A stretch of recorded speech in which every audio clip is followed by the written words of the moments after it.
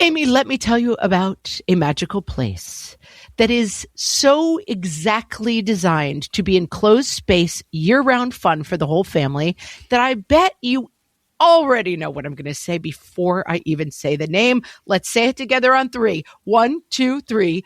Great Wolf Lodge. You got it, Amy. My kids loved Great Wolf Lodge when we went. You probably already know that it has a huge indoor water park with a wave pool, lazy river, a bunch of massive water slides. But then your pack can hit the other attractions because wait, there's more. Great Wolf Lodge has adventure-packed attractions like Magi Quest, a live-action game kids can play throughout the lodge, plus the Northern Lights Arcade. Spent some quality time there, so your kid who loves the lazy river and your kid who loves fantasy games will both have a great time. Great Wolf Lodge also offers great dining options and complimentary daily events like nightly dance parties, all under one roof. Unpack the car once and you're settled in to have fun. And with 22 lodges across the country, you're always a short drive away from adventure. We've both had such great times at Great Wolf Lodge, so bring your pack together at a lodge near you. Learn more at greatwolf.com and strengthen the pack. Is that your kid eating cigarette butts over there? And I'd be like, oh, yep. What fresh hell? Laughing in the face of motherhood. Don't let the bumbo capsize. With Margaret Abels and Amy Wilson. I see Roseanne and it's like I start lactating. A podcast that solves today's parenting dilemmas so you don't have to. No! Hey everybody, welcome to this episode of What Fresh Hell? Laughing in the Face of Motherhood. This is Amy. And this is Margaret. And this week we're talking about having a baby and a toddler. Oh. If you must. We are experts in this topic, Amy, because we both had toddlers and babies, and then we had 2 toddlers and a baby. Yeah, I kind of did. I had 3 under 5. You had 3 under 4, right? I had 3 under 4. I had 3 in diapers. Yeah. I have 3. I don't think I had 3 under 3, but I had mine 18 months apart. Each of them almost exactly 18 months apart. I definitely want it on my tombstone, like 3 under 5, right? Like it was. Yeah, it's definitely that thing of like, it's such a rallying cry, like 3 under 5, 3 under 4, 3 in diapers. And it is, and it should be. You deserve every bit of the sympathetic glances and kudos that you do receive when you're out and about with this. Props, ladies, props. This episode was suggested by Raya on Facebook, and she said, do an episode on how to survive a toddler and a newborn. My kids are now 1 and 3, and it's getting easier, but the first 8 months were probably the hardest thing I have ever experienced. The first 8 months of your first 2. Yes. And so we went to our Facebook page and we asked our listeners to tell us what advice you have. And we got, flooded with great advice. There was so much advice. You guys, first of all, just check out the Facebook page, facebook.com/whatfreshhellcast, because we're not even going to be able to include all the good advice. No. And you know what? I'll put a link on our show page, which is whatfreshhellpodcast.com. I will put a link to the specific Facebook conversation where you can find all of this good advice, because there's a lot. And I want to say this episode really brought out the champions of the closely spaced siblings, but the winner might be Heidi, because she says, my first 2 kids are 11 months apart, and number 2 and number 3 are 13 months apart. So my oldest turned 2 right before my 3rd was born. Yeah, Heidi, you, bow down. Everyone bow down. So we're going to hear from Heidi. The queen. Heidi has some good advice. We are really grateful that Heidi took the time to type out some advice from deep inside the mind. She's got to have some. Amy, I want to start the whole process, though, with a bit of a rebuttal. Controversial. I always say to people when they're like, I don't understand how you had kids so close together. I do not understand, will never understand how someone has a 5-year-old who's in all-day kindergarten and starts again. Well, maybe we should do a separate episode on them, because I know those people too. But I just mean, like, for me, like, the horror of like 3 under 3 was horrible, but all of the bad was together. And that's what I want to say in defense of this whole thing. Like, guys, if you're in it, it's really bad in the beginning, but then you're done all at the same time. It is an intensity. It is something that, it's pretty distant for me now, right? Because I have 2 teenagers now. And as I look back, like, was that me? Did I do that? And you do. It's a blur. You get through it. So if you're listening to this, I know we have some people listening who are about to have number 2. And like, it's intense and you do it. And if you have more than one, we've all done it. So should we get to the advice? Yeah, let's hit them You're with going to make some it after all. advice. Okay, obviously the most important thing that you need to set up once you have basically 2 babies is naps. Napping is very important. And as Erica explains, you need simultaneous naps, that you need to do what you need to do to make that happen so that both kids are sleeping at the same time. I used to do this. So my oldest was 1.5 when my baby was born, and I would put him down in his crib. And by the time he was 1.5, he had his nap time. I think it was around 12:30. We read a story. I put him in his crib, and then I just would take my newborn and I just would lie down with him like on top of me. I put him in a sling, and I just would lie down on my back and immediately, just fall asleep, and he'd fall asleep with me because he was a very agreeable second baby, thank goodness. And so I just sort of made it happen. Yeah, I mean, I think people sometimes are like, easier said than done, but this is the kind of thing where it's not going to happen. Like, okay, we're all going to nap at the exact same time together every day. Like, it doesn't work like that, but it's a good goal to always have in mind. It's a good thing to try. Yeah. You're constantly like moving this family sleep schedule together. And as you keep doing that, you will find that you have kids who nap at the same time. Samantha says, and I think this is good advice, don't mess with your toddler's schedule. Try to get the baby's schedule to sync with the toddler's. And it's true, a newborn, you can just, they're ready for a half-hour nap whenever, unless they're colicky. But so she does say, if you have a very difficult newborn and easygoing toddler, then flip it. Make the one that's more easygoing and flexible adhere to the schedule of the one that needs to be more set. Even with my first baby, I was breastfeeding and I implemented what I called snack and snooze. And it was like a 3-hour block in the afternoon where we just stayed in bed. And like he could like breastfeed a little bit and we would both snooze a little bit. And then I would wake up. And if I woke up, I would try to just relax and read a little bit. Like 3 hours in the afternoon, we were in bed. And it was snack and snooze. And then when that became his afternoon nap. And so that became the time I did it with the new baby. And that's the way, like, we're not saying like regiment and like militaristically, like now we sleep, but like carve out the nap times that are already there as times that are really quiet in the house. And your baby will start falling into that as a nap schedule. Anna Lynn called it family snuggle time. And she says kind of the same snack thing. And snooze. It's the same thing. But there's an important underlying thing here, which is, Mom, this is for you too. Like, it's okay when you have 2 little ones and you were probably up a couple times during the night, that nap time, both kids are asleep. And if you need to lie there and be immobile for that to be happening, if you need to tandem nurse or you need to have one, watching Octonauts and then fall asleep and the other one's nursing and you kind of can't move for an hour, that's okay. Close your eyes, put your feet up, listen to a podcast. It's more than okay. Yeah. It's ideal. It's a must. A nap is for you too, Mom. Absolutely. And I am not a good napper and I don't sleep well. And I always had sleep problems around the kids and it was hard for me. But I found even if I could just spend the 2 hours of my kid's afternoon nap warm in bed with the baby and the baby would sleep on and off, I found it relaxing. Like, don't lock yourself in mentally to like, we all have to fall asleep the second the baby falls asleep because that's when the counter starts and the baby's going to wake up. It's like, just try to take quiet time at those times and it'll start to come together. Raya did say that, she will sometimes drive around in the car because that will immediately make both of her little ones fall asleep. And at least it's time for her. She puts on a podcast. It's quiet. She's not holding them and they're sleeping. That's a good way to sort of create a nap time. If you're having trouble also like getting things to fall into place, it's like you pick the time of the day and it will follow. The sleep will follow if you carve out the times of the day. My kids napped at 9 in the morning and 1 in the afternoon every day. And just making sure those times were always set as nap times. Sometimes the kids didn't sleep during that time, but when I kept it consistent, then they all started sleeping at the times. It's not like it magically happens because some people might say, oh, but my kids don't fall asleep then. If you always keep the time, it will start to become nap time and they will start to fall asleep more easily. You have to stick with it. And I will say one thing that I was sort of semi-flexible on was where the baby was sleeping. Once you have more than one, my baby would definitely be napping, my second and then my third, on the go, in the stroller, in the car seat, et cetera, et cetera. Somebody told me, and I thought it was great advice, and I stuck with it. The baby should get one nap at home in the crib. One, actual just for you nap, because the other ones are going to be snoozing on the go. And that's okay. I always tried to have one at home for the baby.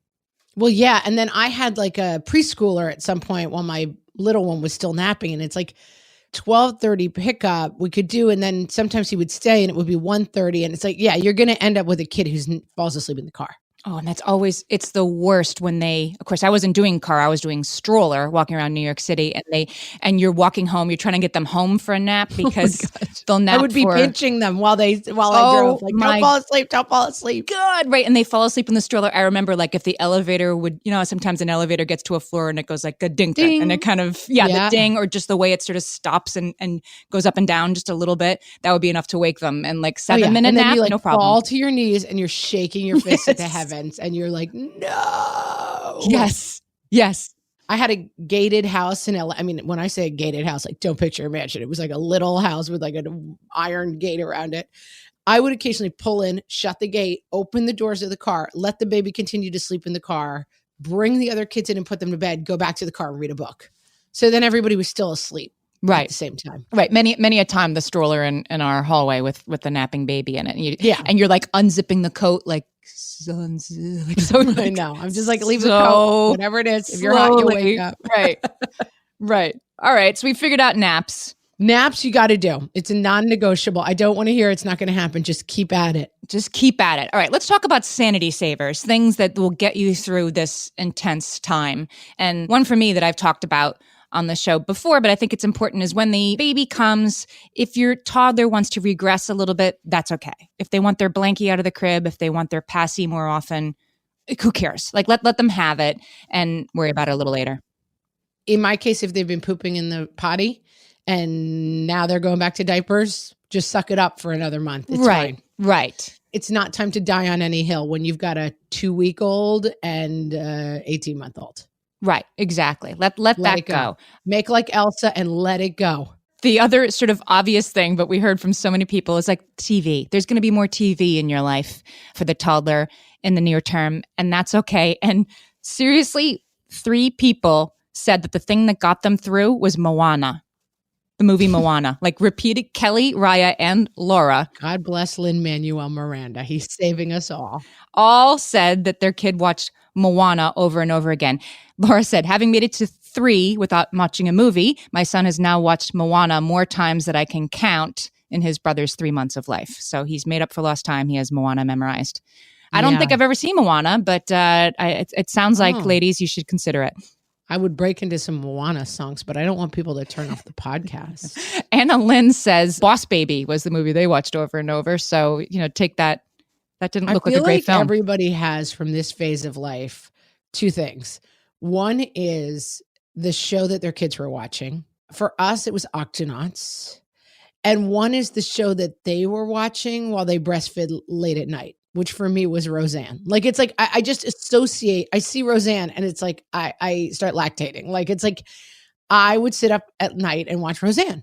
And the kids would watch Octonauts in the morning when I was tired. Like, it's like those shows are just burned in my memory. I watched Dr. Phil, which has completely gone over a cliff. But I will say, like, so my oldest is 16. Like, 16 years ago, it wasn't actually completely horrible every day, just sometimes. And that's what I watched. It's just funny. Like, you just associate those things. I'm going to give you my biggest surviving with a baby and toddler.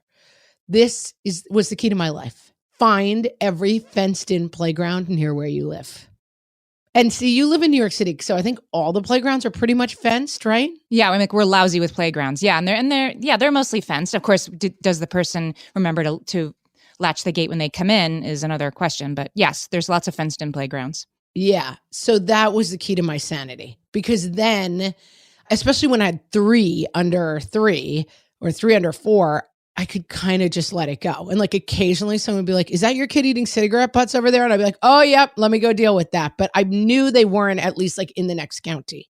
Because in LA, we had a lot of, when I was raising my little ones, I was in Los Angeles, and there were a lot of like giant parks with open playgrounds. And one of my kids was a runner. Like, he would just stand up and just go for it. And he would be like 3 football fields away. And I would have to constantly be like, just screaming at strangers, like, go catch that little boy in the yellow t-shirt. And so I mapped out in my mind, like, and I would tell people like, oh, do you want to meet at this park? I'm like, I can't, there's no fence around that playground. I knew every fenced playground within a 50-mile radius. There's a related tip to this, and I can't find right now who said it, so I'll give her a shout out once I find it. But she said to make sure you always, when you're putting your two little ones in the car seats, always strap in the more mobile one first. And that is such good advice. And I remember my kid, I like was putting my baby in the car seat once, and I hear toot toot, and I look up, and my 2-year-old is standing in the middle of a country lane with a car that had come along, and he just was, just hanging out in the middle of the road. We did it once in a busy LA parking lot. I will say my husband did it, and we had some words about it, but exactly. He unbuckled the mobile kid, and then as he was getting the baby out of the car, mobile kid like darted out between two cars in the parking lot, and thank God there was no one coming, because you must keep your mobile child contained until you have the baby all set and ready to go so that you can hold the mobile child's hand. And then you reverse it when you get back in the car. The mobile kid gets strapped first, and then you deal with the baby. And that is like, it's just one of those mental notes to make. And then I have a hilarious example of this that I will share with you right after the break. For some of us, tax season is one of the only times that we look at our finances fully. And once it's over, well, that was terrible. And it is completely understandable not to want to think about it for another whole year. But using Monarch and being intentional with your finances in an ongoing way helps you see where your money is going and how you can put your refund to best use. We are here to tell you, simplify your finances with Monarch. Monarch is the all-in-one personal finance tool designed to make your life easier. It brings your entire financial life, budgeting, accounts and investments, net worth, and future planning together in one dashboard on your phone or laptop. Feel aware and in control of your finances this tax season and get 50% off your Monarch subscription with code FRESH. As you know, my husband and I are preparing to send, 3 kids off to college, and I cannot tell you how helpful Monarch has been in showing us our full financial picture, helping us to track our spending and reach important savings milestones. Our weekly meeting, Amy, it's now run by Monarch. Love it. Achieve your financial goals for good with Monarch, the all-in-one tool that makes money management simple. Use code FRESH at monarch.com for half off your first year. That's 50% off at monarch.com, code FRESH.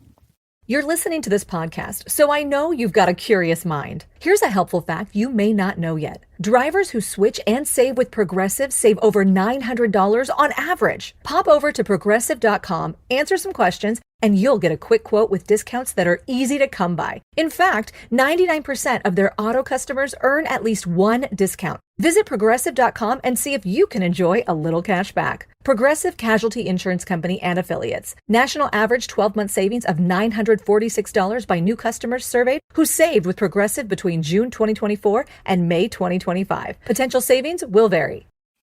Okay, my ultra example, Amy, of this tip is that we, for some reason, because I think we must be insane, took our toddler and baby ice skating, and it was a mistake. But my husband and I were both wearing ice skates, and then we were dealing with the baby and futzing around, and I took my toddler came over, he was tired. I took off his ice skates, put them down, and then my husband had the baby. And then, of course, my toddler took off running, and my husband and I were both still in ice skates. So I'm chasing my toddler wearing ice skates through a park in LA, trying to catch him in downtown Los Angeles. And he almost made it to the subway. And I was just screaming at people, grab that little blonde boy, as I tried to chase him through the streets of Los Angeles while I was wearing ice skates. Did you ever consider using one of those harnesses like you see people use at Disney World that I'm a little judgy about, but now I know why they use them? 100%. You should have no shame about using a harness, even if you call it a leash. I actually often thought about it, and I think we even bought one. I will say it's one of those problems that tends to peak and then disappear. Right when I thought I can't handle it without the harness, I was fine without it. I think if you master your order of strapping and unstrapping the kids, the leash things become easier. But I had a runner, as I said, and I have no judgment for people who use a harness. I thought about it and I would have done it. I just kind of almost never got organized to do it. And then by the time I really thought about it, it wasn't really an issue anymore. Well, that's an important thing to pass on to people who are listening too. Like I had a runner for 6 weeks once. Like these things that when you're in them seem like this is your new reality forever is just a very intense but contained moment in your life. And what I will say about that is another big rule of mine at the time was anything that was panicking me, I had to wait for 2 weeks before I made a decision about it. And that really helped me through this time because I would be like, I can't handle this kid always running away. And then 2 weeks later, it would just be better. Things change so fast at this age that like, I can't handle the kid who cries instead of naps. And then 2 weeks later, it wouldn't be happening anymore. So I tried to make a deal with myself. Do not panic about anything that hasn't been happening for 2 weeks. Obviously, I'm not talking about things like fevers, rashes, medical stuff. Deal with those right away. But behavior stuff that you're having trouble with at this phase, I would give it 2 weeks before you decide it's ruining your whole life. That's good advice. Missy said something about that was a little bit less ambitious than ice skating. She had activities that she could do with one hand ready to go. Like she had a basket where it's like, I could kind of do this puzzle with one hand. I can kind of stack these blocks with one hand so that she could be nursing the baby with one hand and playing on the floor with the toddler at the same time. And I thought that was pretty good advice, actually. At some point, my husband came home and I was playing soccer with the older kid while breastfeeding another one. And he was like, I think we've reached a new low. And I'm like, yeah, well, what are you going to do? Jennifer says her boys are 18 months apart and she joined a mom's group and that was her sanity saver. And that certainly was for me. Like just having a place you have to go. Doesn't matter if it's cold or hot or raining or like I would strap my boys in their double stroller and off we'd go to somebody's house where there were different toys and grown-ups for me to talk to. And if you can find that, use it while you're home with both of them and get out. Absolutely great advice. And I had this Friday nights for me. So my husband worked like a pretty, like 9 to 5, although it was of course more like 9 to 7 kind of a job. And so from Monday to Friday, I was by myself with the kids all day, every day.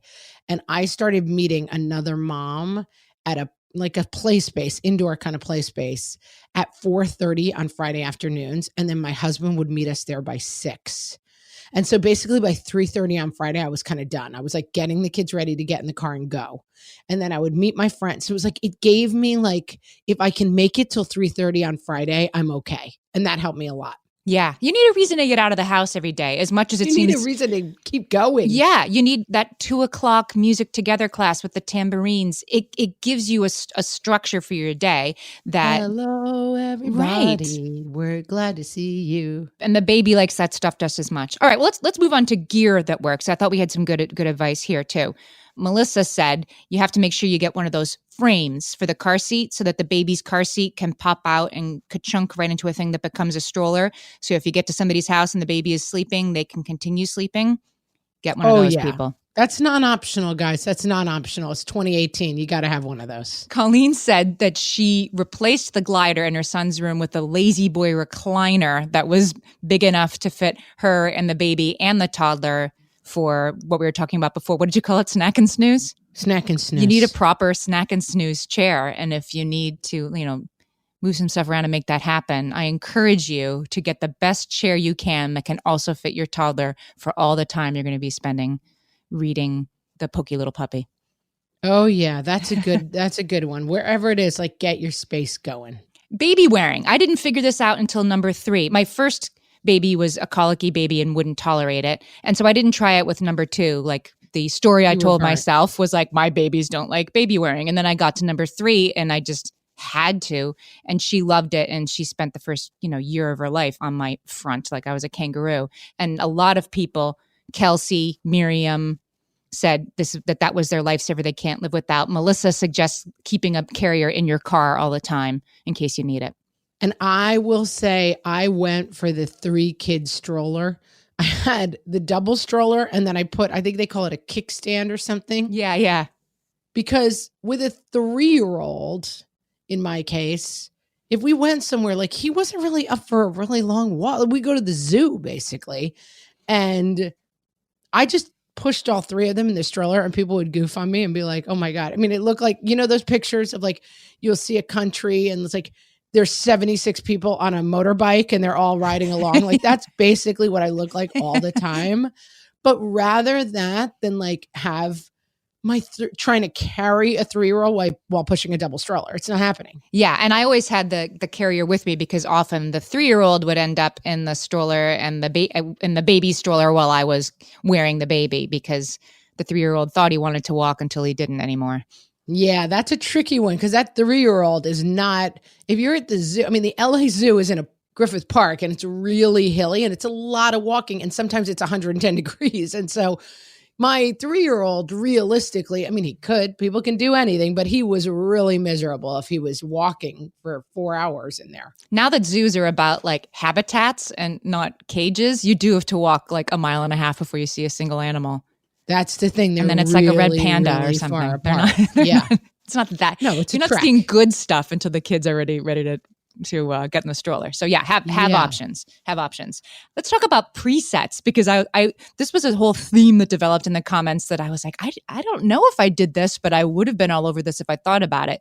This is all stuff that moms of 2 who have gone through this say that you should do while you have both hands free because at least 3/4 of the time you won't have. Well, let's say half the time you won't have any hands free, and then another 25% of the time you'll have one hand free. So these are the things you do when you have both hands free that you plan ahead so that they're ready. Okay. Hit me. Raya said that she would have a surprise. She called it the surprise basket. And because you know how when you sit down and nurse the baby, this is 100% of the time when your toddler will decide they need you to get up and get something. Like they're pushing your buttons. Well, I need this. And so she had a basket of snacks and I don't know, books. And she doesn't really say what was in there, mostly food, I guess. But she had it ready for the toddler so that when the toddler was like, I need you to get me, as soon as you're like stuck for 20 minutes, you can say, go to your surprise basket and you can pick out anything you want. And she said it was really worth it. And it's like the love measurer thing too, which is like, do you love me more or are you going to stay with the baby and nurse it? Yes. And it kind of gives you an opportunity to be like, I made you this very special thing. Yeah. Kara said the same thing. It's a little precious, but make it work for you. Kara said the same thing, like have the snack ready before you sit down and nurse and then, let stuff happen. Like she says, if your kid dumps out all the pieces of the puzzle and they made a big mess, okay, there's a big mess. Is anybody bleeding? No. So just leave it for a while. You're going to have to give up some measure of being able to follow around your toddler like you used to and sort of render their every moment sort of contained and maximum learning and all that. They're gonna have to learn to wander and do stuff on their own a little more. So just be where you can keep an eye on them. And spoiler alert is a good thing. Yeah, it is. It's a good thing. Like the whole thing of tweet, like, oh, it's how do I get my kid ready? And oh, now they have to share my love. Relax, everybody. That's everybody through the history of time who's ever had a sibling, and we all live to tell about it. Like, yeah, these are not permanently psychologically scarring things to have to say. And I still say it to my 10, 8, and 6-year-old every day. We are a family. That means you don't always get your first choice. Sometimes it's someone else's first choice. Sometimes it's someone else's day. It's good. These are good lessons. The world revolves around you, and I meet your every need all day, every day is for the birds. It is. And it also developmentally, interestingly enough, it coincides with a time, assuming that the average toddler that we're talking about here is going to be somewhere between 1.5 and 2.5 years old when the new sibling comes. They are at an age where they want to do things by themselves. I buckle this by myself. I get my own this. I hold my juice myself. They want to do that. And so it is very important that you lean into that and, zhuzh their independence and let that be something that you really hold up as like, oh, wow, Daddy, look at how she's doing that all by herself. Like lean into their independence because you're going to need them to be more independent. And they kind of want to be. So let it be a wonderful thing. Yeah. And at this point of life, that like every kid is always like, I do it myself. Like that's what you hear from them. So great. Go do it yourself. I got a baby to deal with. Marcy had good advice. She said, because she was often saying, no, I can't do that right now. I'm helping the baby. I can't do that right now. that she would sometimes make sure to say to the baby, who's an infant, right? To say like, I can't do that right now. Like, I hear you crying, but I can't help you right now because I'm getting Connor his lunch. You know, that you make sure you return the favor. That's smart. I used to all the time say to whoever my baby was in earshot of the toddler, like, no, you can't go to the grocery store with mommy. You're the baby. You're going to stay home. Only Connor gets to go to the dentist with mommy. Like, I would always take opportunities to explain to the baby how they weren't old enough to do whatever I was trying to get the toddler to do. And it worked. And I will say that this is something we still struggle with as a 3-kid family, which is that there are kids who, for whatever reason, demand more attention at different times, but sometimes like one kid overall demands more attention or is just like the kind of personality that sucks up more of the oxygen in the room. And my husband and I at 10, 8, and 6 will still have the conversation where I will sit him down and be like, we need to pay attention more to our middle kid now. We need to take 2 days and make it his days. Like, just to try to avoid the thing of like, the reason I will say it is because I'll notice that one of the kids is like kind of just going for a lot of negative attention. And I'm like, oh, that's right. We've been spending too much time on the kid who is high needs. And we need to just take 2 days to really make it about a different kid in the family so that we're not always just dealing with the kid who's the squeaky wheel. Monica said this, and I thought it was a really important thing, like, and related to this, like the toddler is maybe going to get a little bit more difficult, and they may need you to like lean into that a little bit, as you say, and prioritize them a little bit. She said it really helps to be empathetic about, without getting too precious about it, empathetic that your toddler has had their daytime one-on-one buddy, assuming that you're home with them, has been taken away. And if you can be empathetic, well, that does kind of suck, and you're letting them have their blankie a little bit more, that's going to help you through this. If they're choosing this moment, you have a colicky baby and you have mastitis and the toddler's being more demanding, it's a lot. But if you can remember, like, nobody asked them, then it does help you sort of be empathetic. And we have a big overall, lots of people suggested go-to piece of advice on that. And we're going to get to that right after this. Big Deal brands are up to 25% off right now at Designer Shoe Warehouse. You're not going to want to miss this. These brands almost never go on sale. At DSW, we'll give you something to brag about.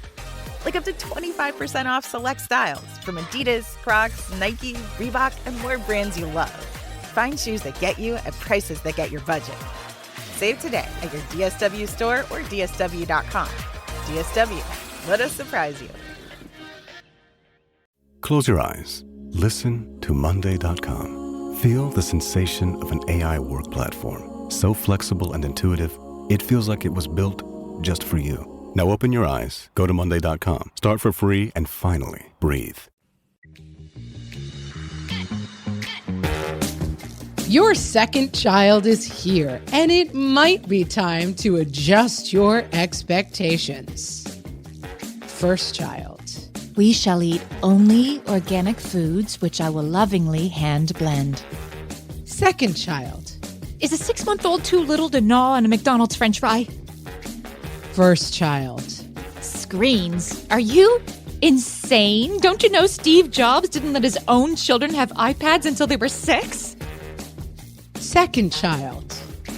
Okay, let me prop you up in the bumbo to watch Dora the Explorer, and then maybe I can grab my first shower of the week. First child. Oh, no. I could never leave my precious child. Second child. Honey, if you don't book me a sitter and get me out of here this week, I am going to lose my mind.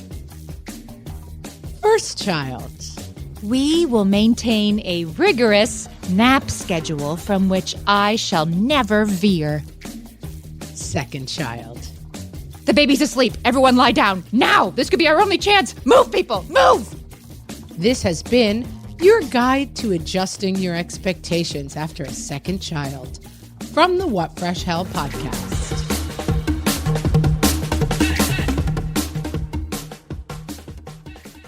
So, Amy, we had a ton of people give the suggestion. It's a good suggestion, an old suggestion, a solid suggestion, and it is give your toddler jobs. Yep, let them help. That relate to the baby. Mm-hmm. Let them help. So a lot of like, oh, I need you to help me with the baby. Go get the diapers.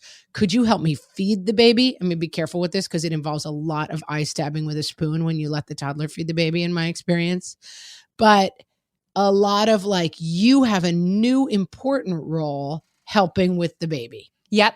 Heavy praise and clapping afterwards, Kelly says. And that's important too. Like, wow, you just got the blanket. And Raya makes a good point. Again, it's the preset thing. She says she would leave the wipes, the blanket accessible for the toddler. Like if they're going to go get the blanket for you, then make sure they're on a shelf where the on the toddler right can reach level. Exactly. I will say this doesn't work for everyone. My older son had no interest in the baby, no interest in helping with the baby, and didn't seem that perturbed by the baby's presence. So he was slightly interested, like, a baby, but we didn't do a ton of this. So it depends on the kid. Mandy said the same thing. She said, my daughter was not happy with the baby and was not a helper. And so don't try to make this happen. It'll either work for you. It'll either really work for the toddler, in which case use it, or they'll be indifferent or worse, resistant, and then drop this immediately. This is only if it's useful. Because P.S., with most of these things, the toddler, quote unquote, helping means it'll take 5 times longer than if you just did it. This is about keeping them occupied and making them feel included. And also relax. This is not going to define the sibling relationship your kids have for their whole lives. Like, don't decide that your job is to make these two beings love each other in a fairy tale way, because it may not happen and it does not matter at all. Like my dad tells a story that his friend who's a pediatrician was saying, or an obstetrician, like people are always like, oh, you're going to love your new sibling. And he always says to parents, like, okay, what if the husband came home and was like, Amy, you're going to love the new wife I'm bringing home, Maria. She's so nice. Like, you're not going to like her. It's an adversarial relationship. She's taking over your spot. So do not insist constantly on how much you're going to love this baby, because maybe not. It's fine. You'll get the picture. There'll be at some point. We all have the pictures in our photo albums of when the toddler propped up with the baby when you first come home with the hospital. You'll have those photo moments and you'll take them. And then other times the kid will be indifferent or perhaps openly hostile. And then you just keep them separate for. Right. But if you spend your whole time being like, oh, 2 best friends, oh, freaking frack forever, like, relax. They're not even really that cognizant of each other. It's not, don't try to force that. You'll drive yourself crazy. That's not something that you have to put on your list, right? Let's talk about letting people help. It's complicated because if you're breastfeeding, which a lot of us are, your partner can't help, can't get up with you in the middle of the night, can't do those nursing sessions, which take a long time in the beginning. And so you are stuck with that. And then the toddler will usually be uniquely focused on only mommy, right? Only mommy can cut my hot dog. Only mommy can read me this story. They want your attention too. So you have to figure out how people can help with all the things that aren't your children's actual emotional needs for you. So important. And I'm going to return to one of our favorite themes. Be careful of your story here. Mm-hmm. It is so tempting and easy for the story to be, I have to do everything. No one can help me. I am the only one who can do it. And like, if your toddler thinks you're the only one who can cut the hot dog and you're miserable, it might be time to be like, neighbor Sue is going to cut your hot dog. And if you don't like it, don't eat. Like, if you let the story become, I am the only person who can do anything, it's the path to misery. You got to open up some doors and figure out what other people can do. And my advice to helpers, and this goes for people who are sick, people who have had new babies, people who have experienced tragedies in their life, people who are having a hard time in any way, the phone call you make is not, what can I do to help? The phone call you make is, I am going to come over and bring some dinner. If that person says no, you say, is there anything else I can do instead? And if they say no, you try again later. So don't bring dinner if they don't want it, but come in with a concrete suggestion of what you could do to help. Right. And I was thinking I could come over and do some loads of laundry and fold them for you. I am a person who does not like other people touching my underwear. So when people offer to fold my laundry, I'm so skeeved out by it. And I'm like, whatever you do, don't do that. But I might say, you know what, that's not helpful. But what would be great is if you go upstairs and organize all the baby clothes for me. And so offer concrete help, because often when you call people and you're like, how can I help? They're too overwhelmed to think of something for you, And or they feel embarrassed to make a suggestion. Or you're embarrassed to have people come over and see your messy house, or that you're barely surviving. Samantha said that she just invited everybody into her house. If it's chaotic, let them see that it's chaotic. They're not going to be surprised by that or taken aback by that. It is chaotic. So say yes, even when your knee-jerk reaction is, say no. Even if somebody comes over and just plays with the toddler on the floor for a little while and gives the bigger kid their full attention. They don't have to take them to the museum for the afternoon. They can just play blocks on the floor for half an hour. Your life will be a little bit easier for that attention. And if you're really struggling, which I was at one point, challenge yourself to figure out what other people can help with. One thing I did was I backed off from exclusively breastfeeding, which was also a factor of not producing enough milk. So the decision was not only I want this, but I realized that if I alternated breastfeeding and bottle feeding, that my kid was getting a lot of the benefits of breastfeeding, and I was not so tired that I was a miserable human being to be around all the time. And that seemed like a really smart trade-off for me. Yeah, I would say that the idea that there's nipple confusion and you can't ever give your baby a bottle or something terrible will happen to your breastfeeding regimen is a dangerous for me. Yeah, that's a dangerous thing, because it just makes people want to stop. And you can work in a bottle once in a while and things work out pretty well. It just seems more than any other time in your life to be careful of the story of like, I have to do it all myself. I'm the only one who knows how to do it. The kids only want it from me. Like, if you are miserable, that is not worth it. Make some sort of change. That is my strongest advice. I want to circle back to what you were saying, because I agree with that so strongly, that if the toddler, like, oh no, only I can put him down for his nap because he likes to twirl my hair around his fingers, and like breaking that will be hard for like 15 minutes. So do it. Lean into the opportunities to change up, that only you can do everything for the older kid, because the kid wants more independence anyway. And spoiler alert, your kid loves you best forever. Yeah. It doesn't matter what you do. If you leave the house for 3 years, you come back and your kid still likes you best. You're the mom. You can let a lot of other people in, and they're not taking any pieces of the love pie. Your kid loves you best. They want you most, but be healthy and let other people do stuff for you. That's well said. Please. We had some really good sort of overall takeaways. Oh, it was Beth who said strap the most mobile kid into her car. Beth, you're a genius. Thank you, Beth. Thank you. Let's all applaud Beth for that wonderful advice. Heidi said, if she had one clean toilet and a decently clean kitchen, then nothing else was urgent or overwhelming. And she had like 3 kids under 2. Right. She was doing much better than me, Heidi. So stop she had showing one off. clean toilet and a decently clean kitchen? Not me. Rachel says, you need to give yourself grace. So much grace, she says. I wish I would have been nicer to myself, and just do your best. I want to put a practical face on that, because I think it can sound a little goony goo goo and like, give yourself grace. What does it mean? I figured out that baths were my special place that relaxed me. And I tried to set aside a time to take a bath. And my husband was kind of in on the plan. And I will say my husband's a doll, and he would like come home from work and he would walk in the bathroom and set up the bath and put on like calming music and light candles in there. And then he'd be like, I've got the kids for half an hour. This is bath time for you. And like Young Frankenstein, which might be an oldie Lux alert. Back in my day. There's a scene in the movie Young Frankenstein where he's like, whatever you hear from in, he goes in to confront the Frankenstein monster. He's like, whatever you hear, do not come in. And then of course the monster starts like trying to kill him. And he's like, help. And they're like, no, we're not going in. But that's what David would sort of say. Whatever you hear out here, just you're in the bath. This is your half an hour of bath time. Like, try to find some actual ways to say like, this is my time that I do something for myself. I want to go back to Emily said that if your toddler loves the bath, like let them take a bath for an hour.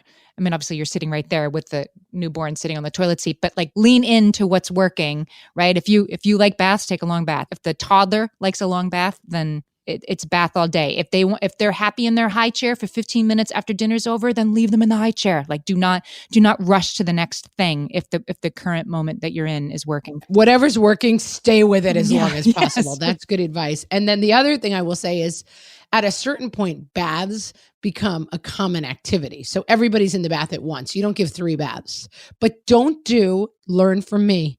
I don't even know, they still make those bumbo seats. I had this brilliant idea that I would put my son, my toddler, in, and then the baby would go in his bumbo seat in the bathtub so he could sit next to the brother. And of course, I stuck the bumbo seat in the bathtub, and it immediately, like, it's not meant for the bathtub, and I'm sure it says that on there. And it immediately, like, capsized, and he was, like, stuck in the bumbo seat upside down underwater. So that I would not do.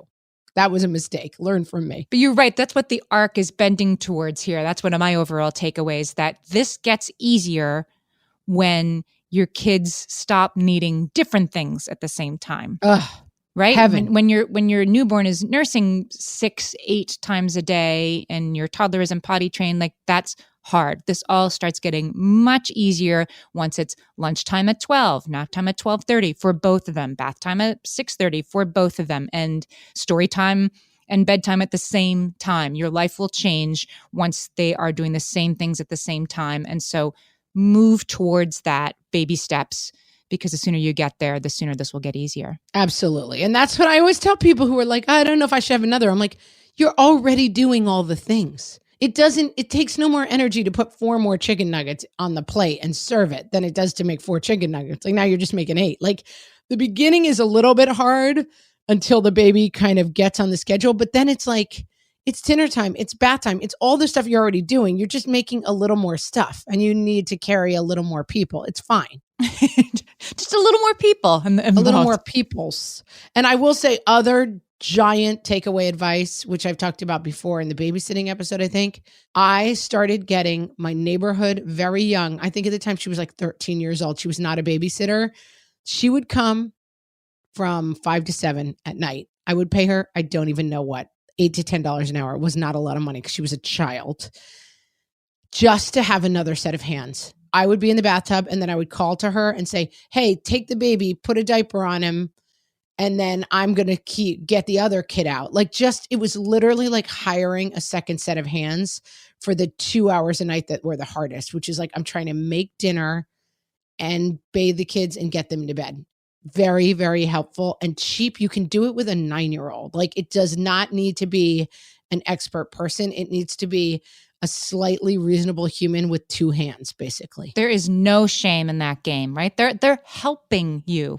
You're still doing it. They're helping. It's crucial. Yeah. And like, a lot of kids like to have something that makes them a little bit of money. They like to practice babysitting. Call your local Girl Scouts. Girl Scouts has a babysitter training program that their scouts go through. And a lot of them want to practice. And you say like, hey, I'll pay you $8 an hour if you come over for 2 hours.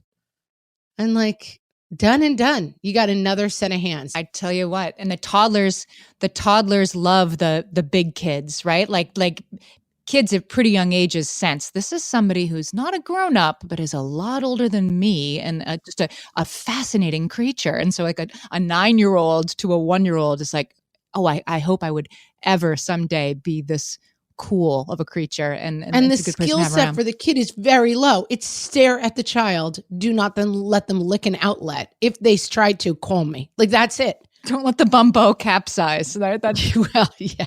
Don't put the bumbo in the bathtub. Learn from my mistakes, kid. Huge mistake on my part. I should have seen it coming. Like, the water was filling it up, and I was like, "This is a great plan." And then all of a sudden, the bumbo started floating, and my life flashed before me. I thought you were going to say it got waterlogged, which would make it no, not it capsize. floats. It floats like a boat, but like a very unsturdy boat. A bad boat. Well, and so my big takeaways are no bumbo in the tub, and do not take toddler and baby ice skating. No, God, no. And keep in mind, we heard many versions of this from all of you, but I liked what Missy said. There's a lot of trial and error. There's mostly error. In the end, we all cried frequently. It was hard, but it was temporary. And her mantra was, this too shall pass. This is an intense and temporary moment in time that you'll be telling stories about for the rest of your life. Yeah, this too shall pass is a perfect place to end. So guys, we want you, this all started on the Facebook page. We want you to come back to our Facebook page, facebook.com/ www.patreon.com/whatfreshhellcast. And now you know about our Facebook community and group, and we want you to come there and have lots of great conversations with your fellow moms. Yeah, so it'd be good for the people who are moms of two to help each other out with what's working and not working. You can also go to our Instagram, which is whatfreshhellcast, or our Twitter, which is @WFHpodcast. And we're going to have some links and fun stuff on our website, whatfreshhellpodcast.com, as always, and also a link to the new community if you're having any trouble finding it on Facebook. So come talk to us, guys. And don't forget, if you have a friend who's expecting a baby and already has a toddler, got to share this post on our Facebook wall and let her know about it. Help her out. Tons of good info. Absolutely. Thanks for listening, guys. We'll talk to you next week. Thanks, guys. Bye-bye.